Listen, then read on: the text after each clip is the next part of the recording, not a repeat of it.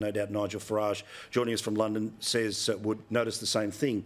But Nigel, we basically heard what we always hear when two leaders get together. But essentially, 4 days from now is going to be the anniversary. 4 days from now is no sign of anything easing up. Instead, more money, more resources, more resolve. Well, that's right. And of course, Biden gave an inventory there. Well, a lot of countries are now running out of equipment because they've sent so much to Ukraine. There's even a shell shortage, which takes us back to 1915. So no mention of that munitions problem because it's very, very acute and very, very real. No mention of any risk of escalation. And this continued narrative, and yes, of course, the Ukrainians have been brave, but this continued narrative that somehow Ukraine is winning.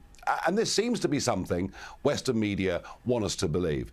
Look, for Putin, this is now an existential war. He is not going to give up anytime soon. I suspect this war is going to last for many, many years.